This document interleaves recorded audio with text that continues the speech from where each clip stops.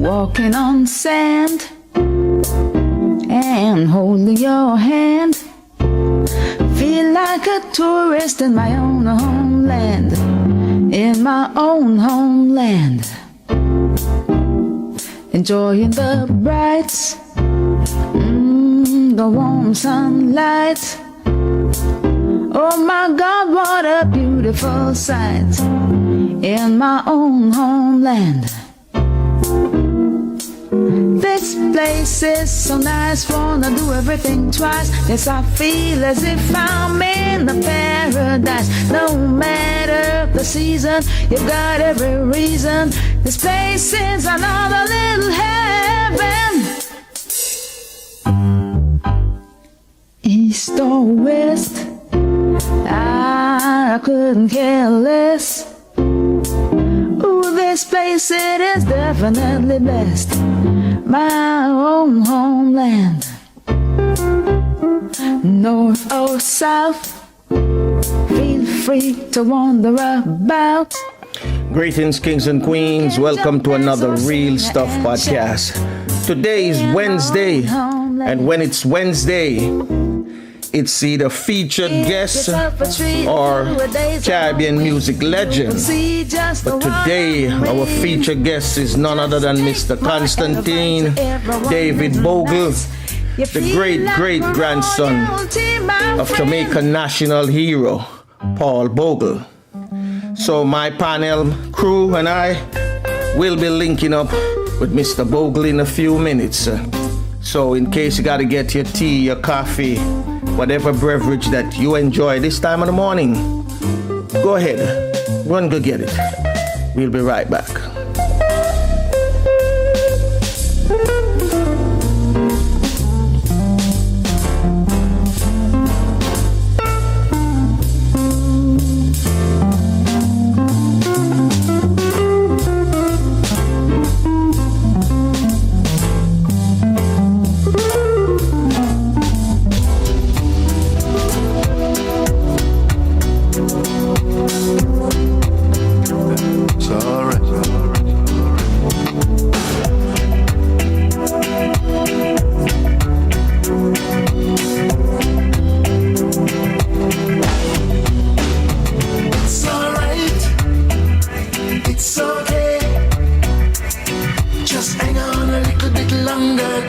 Tomorrow is another day. It's alright, it's okay. Just stand firm in the face of adversity and watch them fade away, away, away.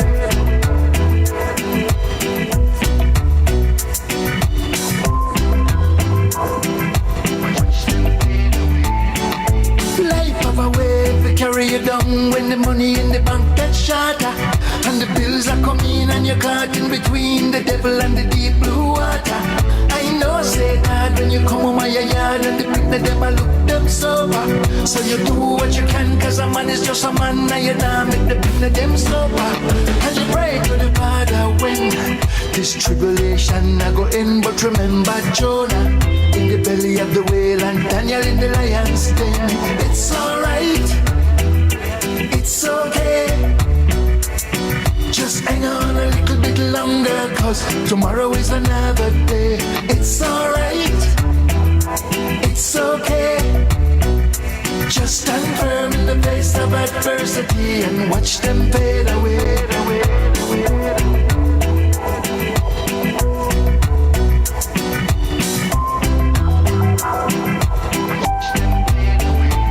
I say time of a way to test your faith, so you got to have enough endurance. One day at a time, just keep on trying, cause time carry no insurance. No matter how the situation hard, things can only get better. Just have some faith, everything will go great, cause nothing ever lasts forever. And you pray to the Father when this tribulation I go in, but remember. Yes, indeed. The man said it's all right. It's okay. The music of Wayne Harman, it's all right, it's okay. I know a lot of people going through some serious situation right now. So just want to let you know that it's all right, it's okay. Just stand firm. keep the faith. Because guess what? God not give you more than what you can bear. With that, I'm going to bring in my panel or my crew. This morning, I got Courtney, I got Flavius just joined the crew, and I have Mr. Bean. I call him the Thinking Bean. So without any further ado, I'm going to link up Courtney first. Courtney, let me unmute your mic. What's happening in your neck of the woods this morning, my brother? Just stand firm in the face of adversity and our listeners and viewers, and to our special guest, Constantine Bogle.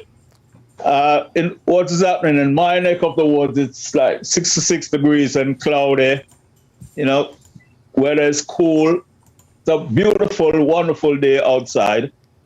And, you know, just looking forward to hear from Mr. Bogle later on. Back to you, Franco. All right. Give thanks, sir. So let me ask, I see Flavius just joined the crew, so let me ask Flavius right away. Flavius, what's going on in your neck of the woods, sir? Sunshine, bright sunshine, very, very quiet, you know.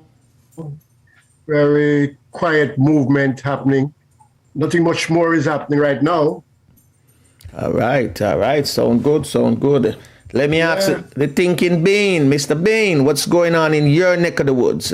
Bless up the morning, everyone. Bless up. What's happening on the national woods, as I would say. Just one item I'll bring to your attention this morning, and leave the rest for your real news. Some weeks ago, we were told that a student and a teacher from one of our technical secondary high schools went missing, and they were determined to find them. Well, last week, it was reported that the student was safely reunited with parents, and but no further developments in terms of the circumstances under which she was kept, or whether she ran away or she was taken. But they are still yet to find the teacher. And as I said, both persons are from the same school in Kingston, and the search goes on for the teacher, and it is hoped that she will be found alive. And that is what I'd like to share this morning.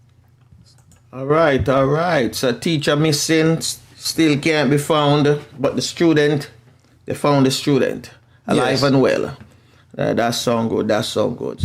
Yes. Well, for my neck of the woods, the only thing I can say is that people are starting to feel a little bit better in terms of the numbers of the COVID, the virus. It's decreasing in my states. It's not as big as it used to be.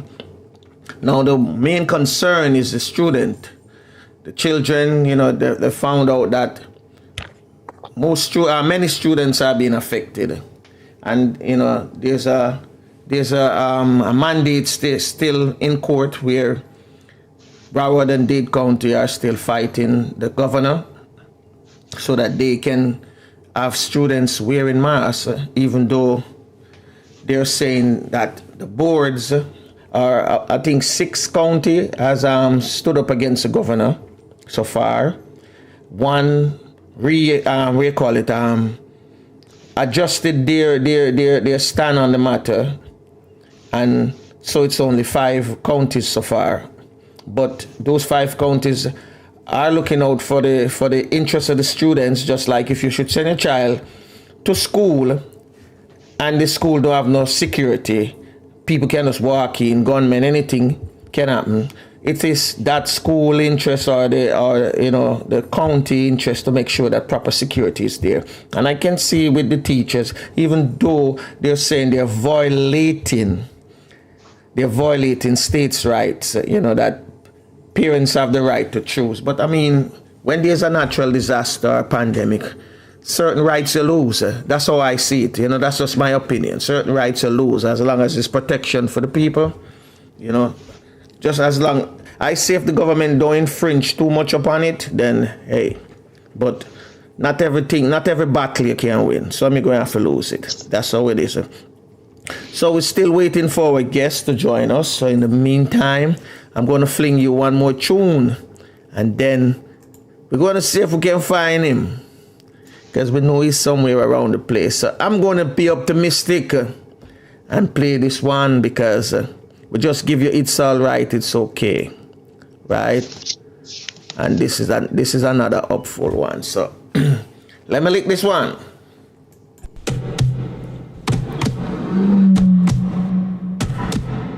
I man is a black man, not just another man nor a man too, not a little man nor a big man, not a tall man nor a short man, not a slim man nor a fat man, not a handsome man or an ugly man, not a sexy man nor a macho man.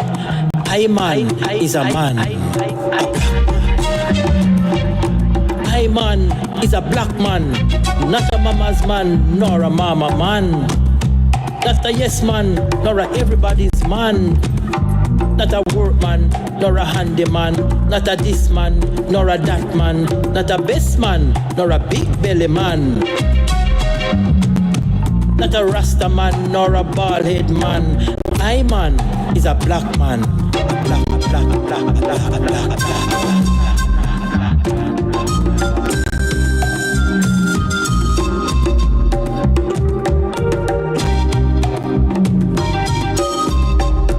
I man is a black man, not a drugs man nor a con man, not a gunman nor a bad man, not a done man nor a wicked man, not a weak man nor a strong man, not a powerful man nor a fallen man, not a funny man nor a straight man. I man is a man, a black.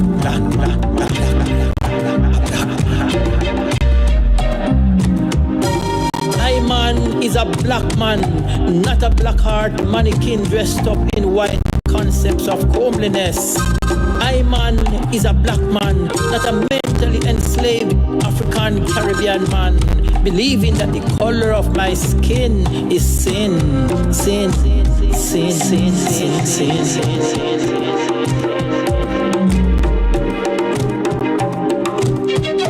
I man is a black man, a free, proud black man. That's who and what I am. I am a black man, a black man, a black man, a black man.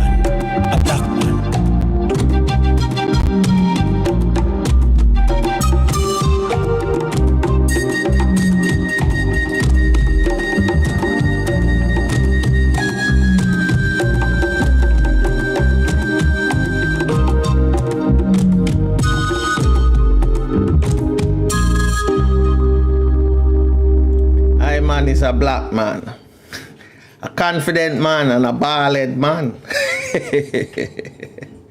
yes. That was from the thinking being himself, Errol Beat. I man is a black man. So for those who just joined us, welcome to the Real Stuff Podcast. And today is featured guest, and our featured guest is none other than Mr. Constantine Bogle, and he is the great-great-grandson of our fifth national hero, Paul Bogle. So that's some big power there, right? Some heavyweight that, So, I mean, big shoes to fill. So we're going to be linking up with Mr. Bogle in a few minutes. So, gentlemen, I just want to throw in something before, because we are sports fans, and we know Jamaica is on the brink of either trying to, overcome some deficit. Brink of bowing out. Yeah, overcome some deficit, or on the brink of dropping out of World Cup 2022. So, what's at stake? Flavius, if I may ask you, because you've been following it up. What is at stake? Well, we have 9 games to go. We have 2 points out of 15. So 9-3 to 36 points to be had. And, we have to try and get as much as possible out of that 36 to be able to qualify. Only the top 3 qualify automatically, and the 4th have a playoff. So we have to be at least in the top 4 to be going forward. And, we have not done ourselves any favor based on how we have performed thus far. So there has to be a complete turnaround. Today we're playing a team that I don't think we have ever beaten. And we are playing them at their home. And, I look at it in football terms. A win is what is desired, but a draw, because away game, a draw would suffice. But we definitely have to win all our remaining games to have a chance. And they are like Mexico, United States, Costa Rica, not El Salvador. It's not easy. It's not easy since we are playing so badly. And of course, the government has denied funds. But what I was thinking, Franco, in England, they used to bring in some sound effects that the players can hear. Yeah, like crowd noise. Yeah, I don't know if we can try that. You should have it. You should be able to have it. But we have not used it or even spoken about it. Well, it's usually the stadium what do you call them? Groundsmen or administrative staff, along with the footballing body, supposed to come up with that. Yeah, I think they have it. They should have it. Sound effect. I mean, it's just for either what you call it, the manager or the coach to mention it, so that they can put that in. Well, we are the only team that do not allow fans, So we are. No. There's a lot of games playing. There's a lot of games playing without fans in the stadiums. A lot. No. I'm talking about in our league now, in our 8-team league. We are the only team that doesn't allow fans. In the Premier League you're talking to? No, man, the World Cup qualifiers. No, I'm telling you. No, of the 8 teams, Jamaica is the only team that doesn't allow fans. Okay. Of the 8 teams. So we are at because I know I saw a first round match with Costa Rica. We don't get no help. We don't get no help in our home games. I saw first match with Costa Rica and either El Salvador or Honduras, and they didn't have no fans. Well, they have fans now. Everybody have fans now. Well, you must take into consideration all of that. Have determine how those countries set up, depending on how them look upon them. What you call it? Them numbers of infection. Yeah. As well as them vaccines. Oh, yeah. So I don't know. Commentators are saying that even this match on Sunday, the fans definitely would have helped. But we play and we know that if you don't have fans, it's very difficult. You have a better advantage if you have fans. Very important. But I don't think the team is playing well. You're playing a home game and you have 30% of the ball. Doesn't say much. Although you are telling me that they had chances to score and to win. But that is a two-pronged thing now. If we're getting chance and we're not scoring and we don't have the ball very often, we're fighting a losing battle. That has to change. Courtney, what do you think? Well, I think that they could just use what the NBA did by using virtual, virtual attendees. Mm-hmm. Yeah, get pictures of people, put them in the stadium, and use the same crowd noise stuff and all of that technology.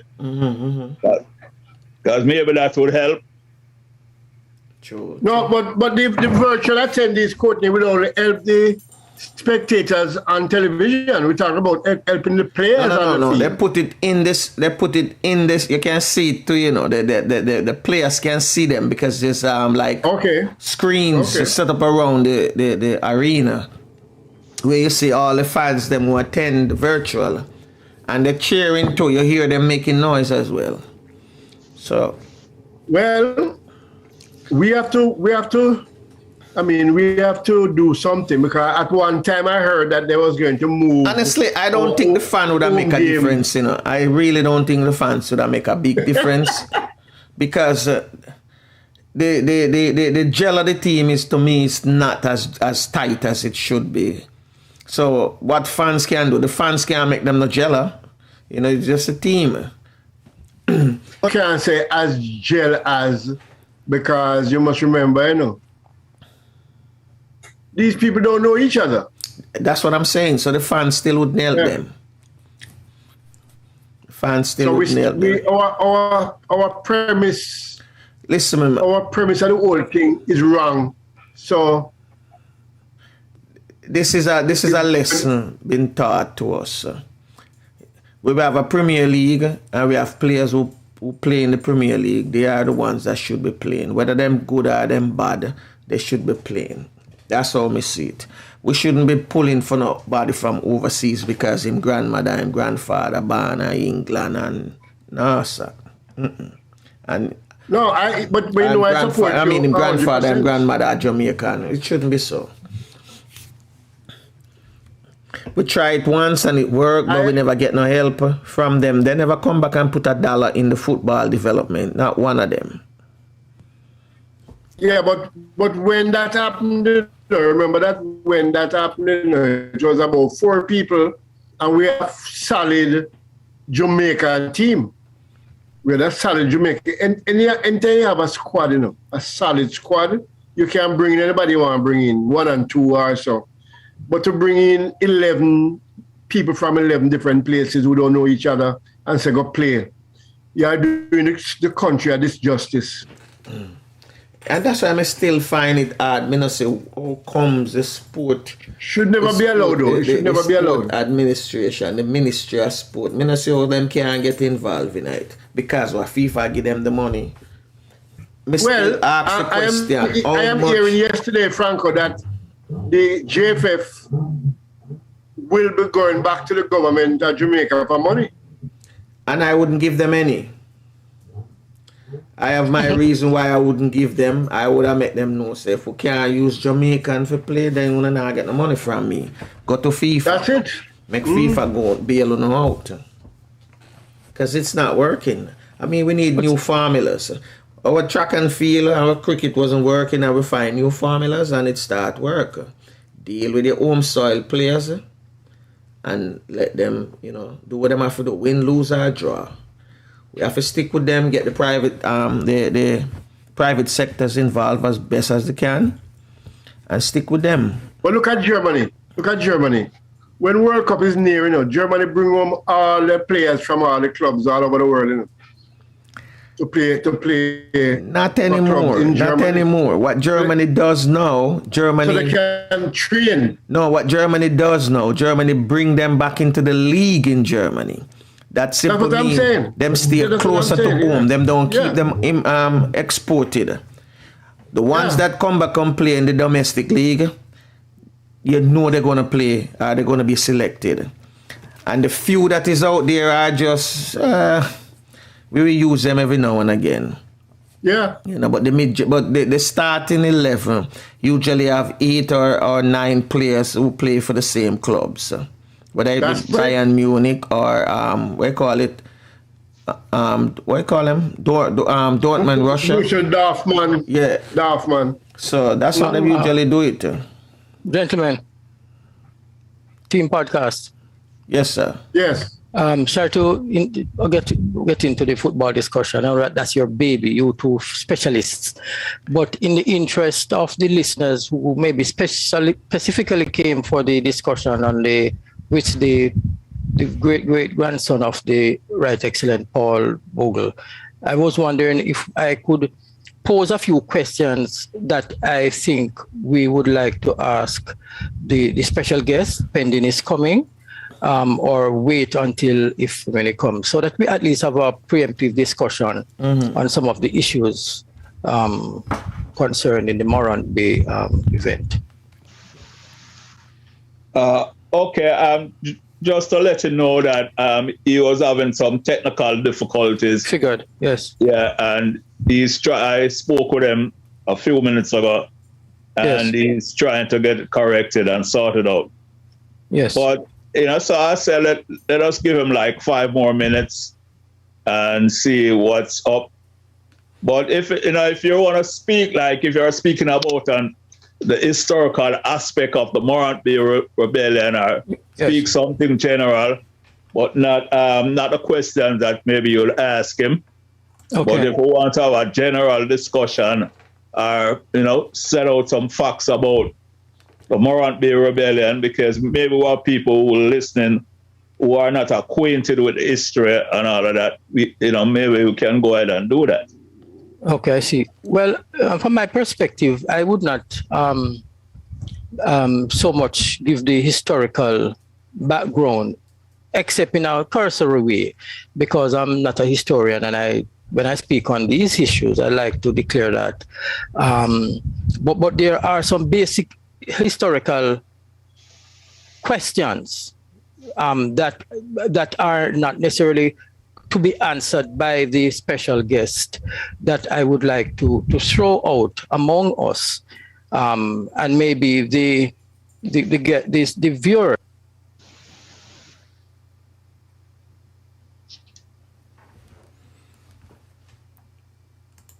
Because of the question I'm going to ask.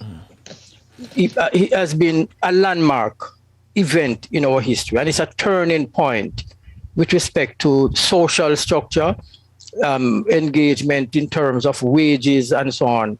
And it has turned the country's history in another direction.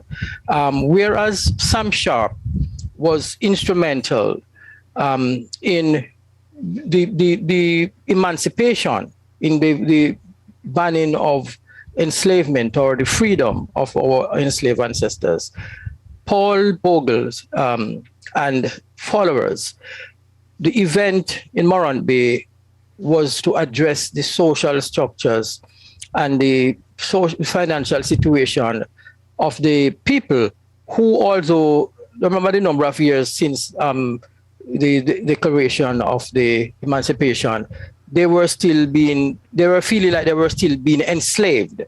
So that is part of the background of the Morant Bay. And we know that recently, on the 11th, was the anniversary of the celebration. So this program is timely, and I'm sure that's why you have selected to get the great grandson of the Right Excellent Paul Bogle, national hero, as our special guest. Flavors and Courtney and yourself are people who have avid lovers of history. Don't know what they would want to say about the background to the Morant Bay event. Yeah, well, just to say something, of note that, the rebellion really took place because of a disagreement of a land segment. And, if most people may not know this in history, that there was a person who had settled on a plantation that has been abandoned, and then this person was charged, for vagrancy and other charges. And so, Paul Bogle and a group of people decided to protest, and that because the land was abandoned for a very long time. So this person went and started to do some work on the land, and, and so that's what really sparked, the protest before the rebellion, there was a protest march. But why the rebellion is because during that protest march, 7 people were killed. And they also gathered people and flogged them, with women and children and all of that. So that was what really sparked the Morant Bay Rebellion. So if anyone else have something to add in the meantime, we can just go ahead and add it. But just to let you know, that's really a fact in history. And also, as maybe flavors may come in, there was a trial connected to that, and they went to support the trial, and out of that came attending issues. So just to support you on that. Also, we should see that part of the leading up to, as I said, I'm not going to say Morant Bay what, because I have a question to pose. The Paul Bogle. Our guest is here, I think. Guest is here. Hello, Favors. Franco, yeah, I've seen something like. While you're shouting that out, let me just continue. I'm not seeing anything. People's occupied, unless Franco says stuff. He's not. The march from Stony Gut to this then capital of Jamaica, Spanish Town, even driving today would be a very long trip. If you have a car that is not tip top, you will take you a good while to drive from Stony Gut, especially with the conditions of the road, still I understand, to Spanish Town. And these people walked. Yeah. Maybe many of them did not even wear shoes. I don't know what that was, I'm not saying that they didn't have on shoes. That's a long walk, man. It is a long walk. How many days did it took them to get there? I don't know. I don't remember hearing a day count. There was something all I can say is that years ago. The power of the mind. I read something many years ago, and I'm still baffled with it about the Jamaica Maroons. Said they were the one that captured him. Never heard that. Never heard it? No. Captured him, and him over to be tried, was found guilty, and then he was hung by the what you call it, the British, the colonial masters. Oh yeah.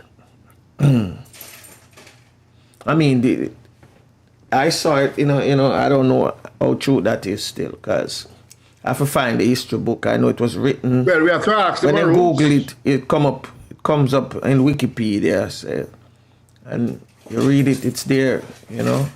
I know Wikipedia, anybody can go in and make changes to it as well. Yeah, can write what they want, yeah. Yeah, so. Well, we have to put it to the Maroons and see if they deny it or if they agree with you. That walk from Stony Gut to Spanish Town, right? Yeah. They were supposed to go see the then, the governor? Yeah, the person running Jamaica at the time, yeah. But the man refused to see him, right? And him turned back around. Yeah, turn back and walk back. And walk back. Yeah. So... But remember, in those days, people walked everywhere, Yeah, no. We know that you walk or you ride a horse or a mule if you can find one. Most of them time, the donkeys and mule. Just an interjection. Franco, can we take a break for a minute? Sure. All right, hold on. Hold on, my brother.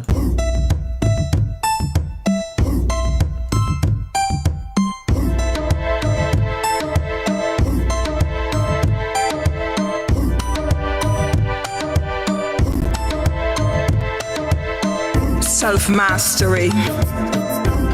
On the journey to self-mastery, travel light. Unpack the baggages of expectations, people-pleasing, and likes. In the temple of your soul, work out your own salvation. The past is gone, nothing to salivate on. Learn from it. This moment is all we have. In it bears a seed of hope. Make every minute counts. Water its roots. Keep it interesting. Investing what it has to contribute. Stand firm like sojourner in your own truth. your own truth. You don't need a second opinion or no one's permission. You are your own muse. Reserve your energy. The more you make sense, the more you make enemies. The world is a fractured place. Broken humans holding on to thin air, balancing on a tightrope of despair, lacking social intelligence, consumer-driven society, manipulating the essence of your existence. Be your own apprentice. Master yourself. Confront the demons in your head. Elevate your moral landscape. Get out of your self-imposed cage. Use the tools you came with to construct castles and cast spells. You are the architect of your own life, the alchemist. Your mind is a gold mine. Self-mastery is the highest calling. We become what we think. We become what we think. Thoughts are things. The source of our misery and happiness comes from within. Work on your weaknesses. Hone your talents and skills. Experiences are valuable gifts. Time works its own magic. It will convert your passion into profit. Eliminate the deadlines in your mind. There is no magic carpet. Climbing up the winding staircase of success, you need a firm grip. Take your hands out of your pocket. Life is not a Rubik's Cube. All the colors of your dreams won't fall into place with a few clicks. The universe is a university that loves to teach. What you don't learn, it repeats. Obstacles are tests. Your best teachers are your past mistakes. Be gentle with yourself. Life is not fair. Everybody won't like you. Nothing to be scared. They are not the reasons you're still breathing. Get over it. Who cares? Who cares? I say up, up, up.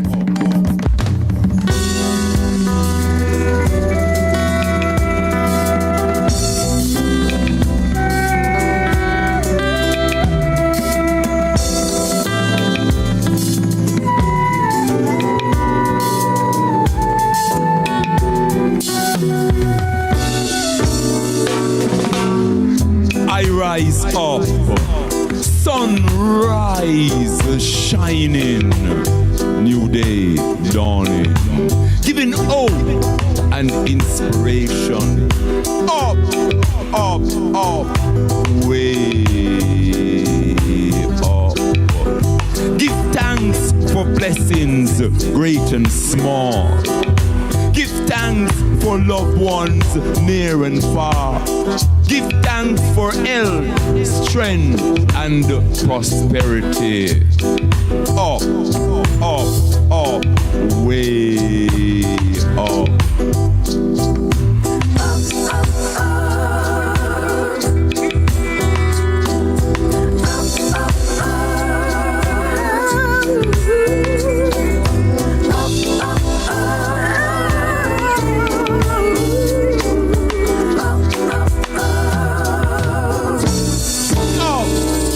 Like one, standing straight and strong. First and foremost, I and I say one. One aim, one destiny, one love. Up, positively. Up, up, up, up, up, up.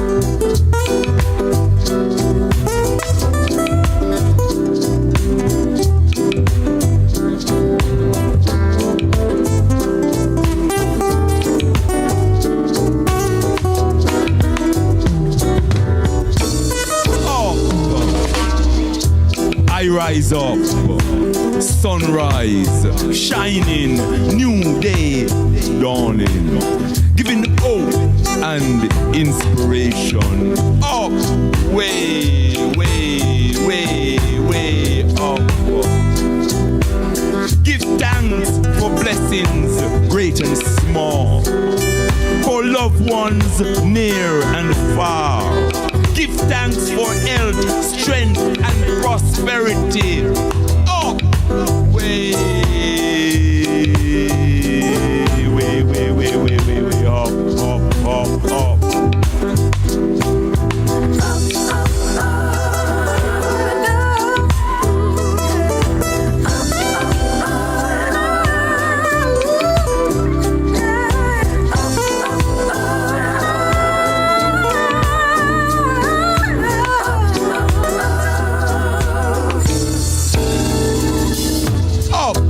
Like one, standing straight and strong.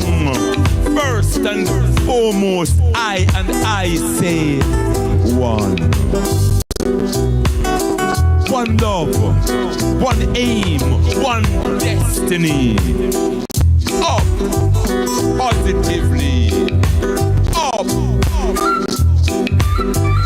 up ye mighty race. Up, up, up. Way,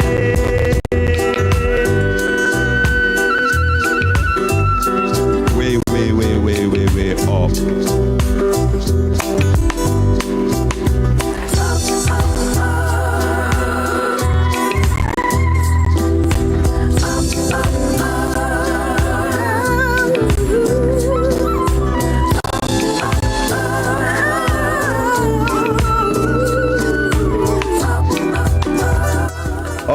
Up, gentlemen. Up.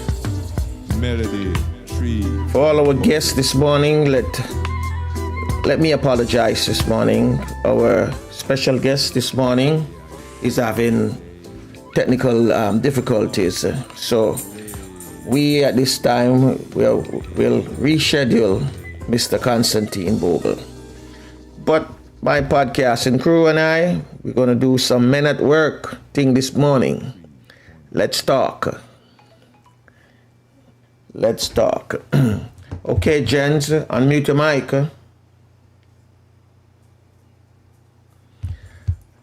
So let me, as I said, explain to you all. You all can hear me? I can. Okay, can you hear me, Mr. Bean? You're not hearing me?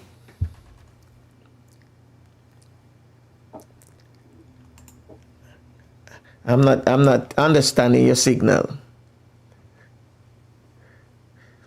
You can hear me, Flavius? I'm hearing you. Errol, I think maybe you're going to have to check your mute button on your system. Not on your Zoom, because the Zoom is open. Oh my goodness, yes. The same thing you told me about, my hand touched it inadvertently. Yeah, I was saying a lot of stuff earlier when we were talking about this walk to Spanish Town, and I was saying, why am I not being heard? Oh, okay. All right, so I still think I would like to pose the two questions. Okay, go ahead. Okay, all right, let's talk. You said that we're going to talk about national heroes and so on. That's what you're going to talk about. Yeah, and our heroine. All right. Well, okay. The two questions, and I'm addressing this specifically to Courtney.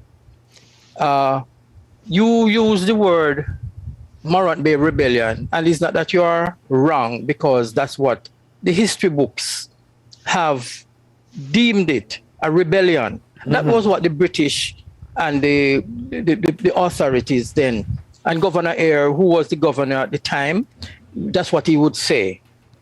Of course, we know that in the long run, Governor Eyre was David. What is his name? Was it David? No, it wasn't Mr. David. He was recalled because of the massacre of the people and his response to what the event led by Paul Bogle. Anyway, the question, the revisionist historians like Professor Vereen Shepherd, who we are hoping to have sometime this month, and Professor Hutton, and even my own daughter, Dr. Dela Bean, a young historian, and others. We call them revisionists because they begin to rewrite history from our perspective, or Caribbean perspective, not just Jamaican, Caribbean. And they deem the event the Morant Bay War and not a rebellion. So people who are modern in their thinking and revisionist, and I dare say, quote unquote, enlightened with respect to the new interpretation, say not Morant Bay Rebellion, but the Morant Bay War. What do you say, Brother Courtney, Sir Courtney, with respect to that? Because you use the term. You're gone again, Errol. Touch again? This is doing its own thing and I'm not touching it. All right. Put it before me. It's too sensitive. Am I good now? Yeah, man. Yes, it's before me now, so I can see it. Yes, Courtney. I'm asking you, what is your view that the Morant Bay event, led by Paul Bogle, the right excellent Paul Bogle, national hero, should be called the Morant Bay War and not the Morant Bay Rebellion? Okay. Yeah, you made a valid point, about we being socially conditioned to really call it the Morant Bay Rebellion, because that's what we were taught in our history in schools. Yes. So, but I'll agree with them in a sense that it was a war because the governor sent out his army against the people.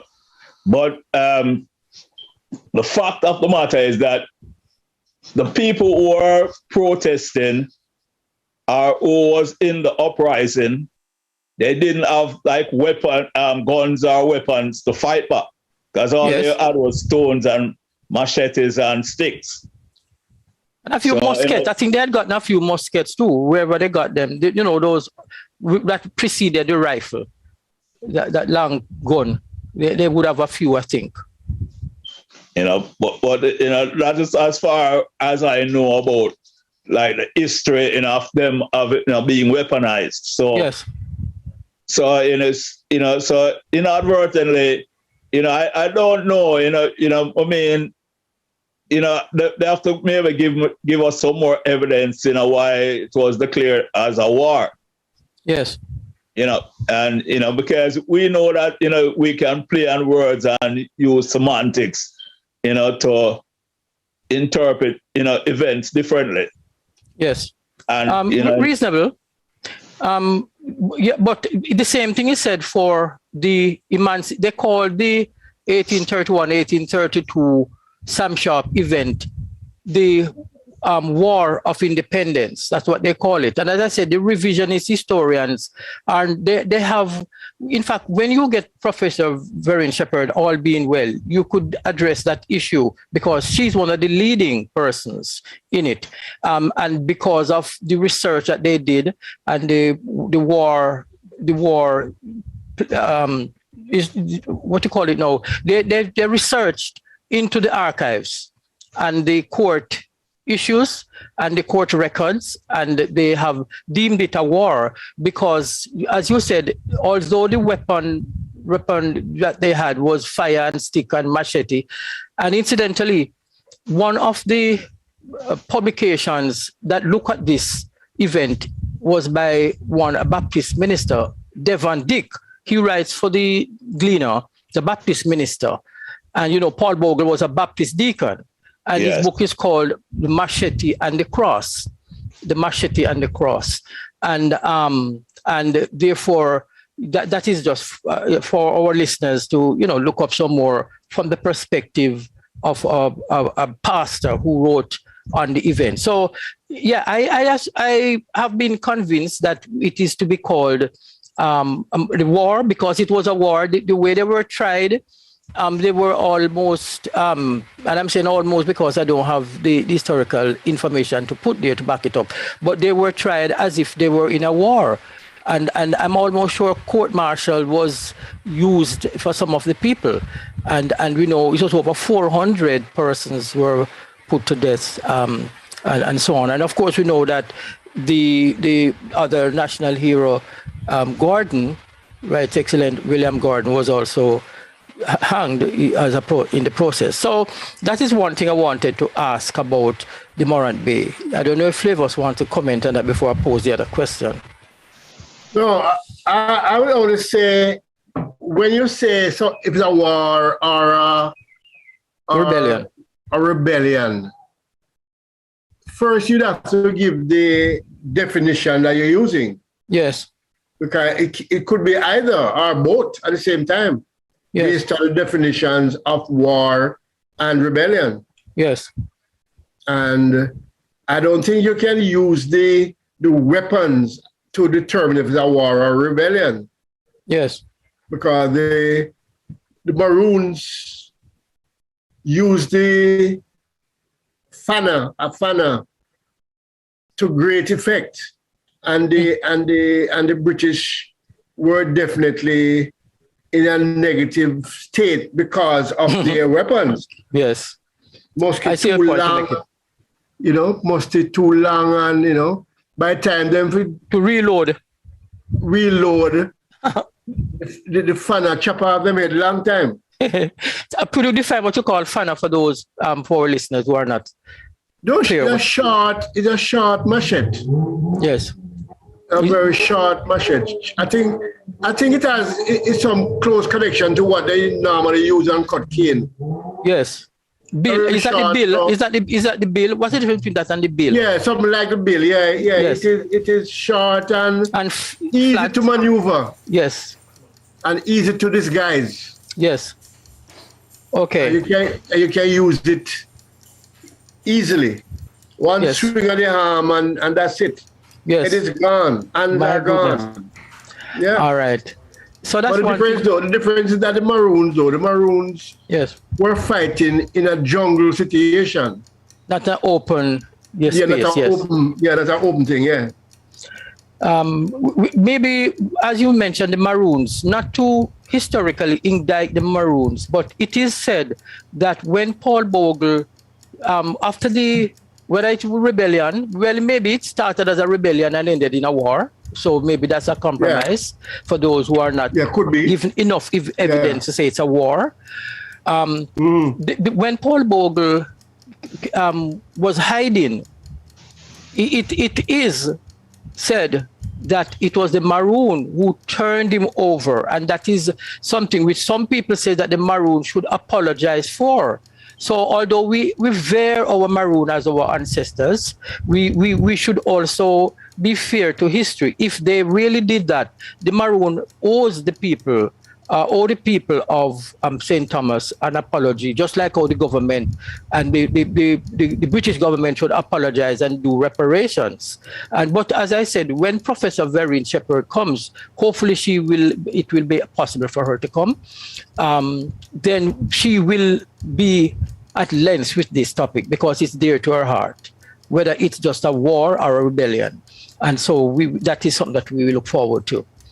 But the Maroons were also linked to Taki, the demise of Taki. Tachi. Some people call it Tachi or Taki, whatever, yes. It's Taki, yeah. I'm saying there are different pronunciations based on the historical derivative of the African name. That's another thing that Professor Vereen Shepherd talks about.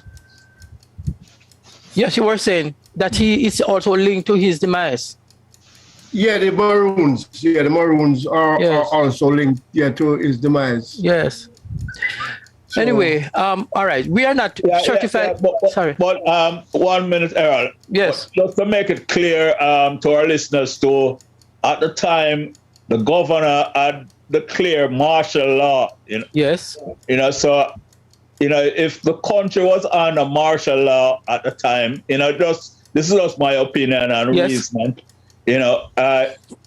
how did, we get to the point to say it was like a war? Because, that would, be a factor that is involved.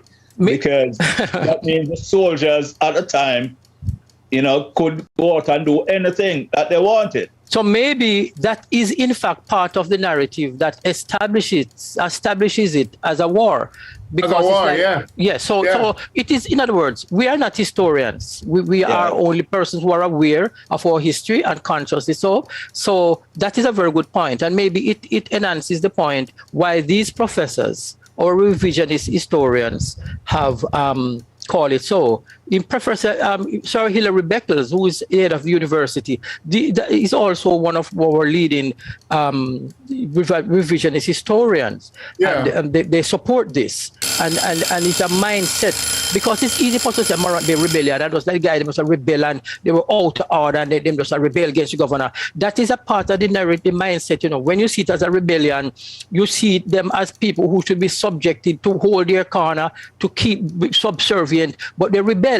That was what the British would see it. And remember, rebellion, quote unquote, was a widespread thing. And even the big one in Haiti, which set the pace for these movements in the Caribbean, was the first one, as you know. And they would have called it a rebellion too, but it was successful and that led to their independence. Of course, Haiti is another set of facts to be discussed. All right. There was a big one in Barbados too, Yeah, it was throughout the Caribbean, yes. Yeah. Mm-hmm. And it was a movement that like a flood throughout the Caribbean. And so it came about that Jamaica became part of it too. All right, the next question that I was going to ask the great-grandson of Paul Bogle. There has been a controversy with respect to the image, the representation of Paul Bogle, the historical Paul Bogle. Nobody denies the historicity, the existence of Paul Bogle, right? Excellent Paul Bogle, national hero. But it is said that the picture that they have, and even as part of our national heritage, that is not the true Paul Bogle. I wanted to ask him, what does he think of this? And what do you gentlemen think about this? Because it has been a big discussion. Every year it comes up. A lot is written about it in the dailies. Were you aware? No, I didn't hear most of what you say. No, let me repeat. I'm saying that the picture, the national symbol representing Paul Bogle, the image, the photograph, there's a controversy around it that is the picture of somebody else who has been given as the picture of the historical Paul Bogle, the leader. And that there was a big discussion on it, and every year it comes up. And also, that's a question we could also ask Prof when she comes. But we can research it ourselves too, because I don't know what you think about that, Courtney. Yeah, as far as I know, and I've seen that picture, it's actually a picture of an African-American inventor. I think he was the one who invented the pressing machine that you see in laundries. Yes. And all of that. Yeah, because I have a little calendar, with Black history on it. Yes. And that same picture is in the calendar, in that calendar also. Yes. Of this person. So, I don't know, how they came up with that picture or who did that. But, there should be some kind of investigation about it, though. Yes, man. A lot of people have come up. I would have loved to hear what the great-grandson, David Bogle, Constantine David Bogle, would say about that, and what the people of Morant Bay, feel about it. But, you might not have time to discuss other general issues. Your time maybe is almost finished. But one of the things I would love to have gotten some feedback on is, what do the people of Morant Bay, present Morant Bay, think about Paul Bogle's action? Do they see that he was did he do a good thing? Historically he did a good thing. As I said, it set the social structure in a different direction. But are they proud of him today? Are they proud of the action? Or they are still those colonialist mentality person who think that he caused a problem for them, and that is the reason why St. Thomas is still one of the poorest parishes? You have any views on that? Whether this is part of why St. Thomas has been underdeveloped largely compared to the other parishes in Jamaica? That's a very good question. Yes. But another question is are all our heroes and heroines still on our books as criminals? Yes, Marcus Garvey has not been exonerated by the United States government. Yeah, but I'm talking about the Jamaican and the Jamaican government and the Jamaican law, what we have control over. We don't have any control over the US. I understand, yes. What are you saying with respect to the national heroes and heroines in terms of, you mean based on the action that they took under the law, then they were seen as criminals? Yes, and they were tried and executed. Yes, Paul Bogle, Sam Sharp, we have not done. All right, gents, let's do this discussion after the podcast. No? Change that. If you don't mind, can we go? And then we can talk after the year. Well, yes. I think it was a fruitful exchange this morning. Our listeners might have been disappointed that the special guests did not come, but I think we have given out enough food for thought that we can continue to discuss, and hopefully you will get him again. And it was my pleasure to have shared with your hosts on this very important topic of the Morant Bay War or Rebellion, and the importance of this in our historical development. We'd love to get some of those, modern historians who are rewriting history. Revisionist historians. Revisionists, whatever they call themselves, to be here so we can have a discussion on, some of the stuff that they are, making changes to. Yes, indeed. Fair enough? All right. So please remember to subscribe, like, and share this video, because the object of this channel is to educate you and entertain you as well. The Real Stuff Podcast is your Caribbean podcast. So live and love every moment of your life and be grateful for each new day and cherish your family and friends. Bless others and keep the faith. Never lose hope. And remember, prayer changes things. Regardless of what religion you belong to, you must pray and continue to pray. So on behalf of my podcasting team, Errol, Flavius Courtney, Maxwellette, Francine, and myself, have a joyful morning, afternoon, or evening, depending on your time zone. And I'm going to ask Queen Lubafo to say the Our Father in the Garifuna language, and then Tafina will take with myself to take us out of here. Once again, let me apologize for Mr. Bogle absence this morning based on technical difficulties. So we're going to have him again. We're going to have him. So as soon as everything has been, arranged, we'll let you know ahead of time so you can be prepared again as well. So Queen Lubafo, take us away.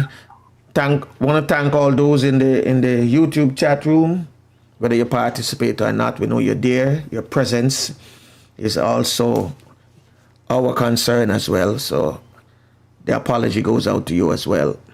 And thank you for taking time out this morning. You lead us to full. You belong far away away. Aduguala lebo buseru. Lida mua, lida sungfula. Lida mua, lida sungfula. Well, unfortunately, this is it. Till next time. Bless. All you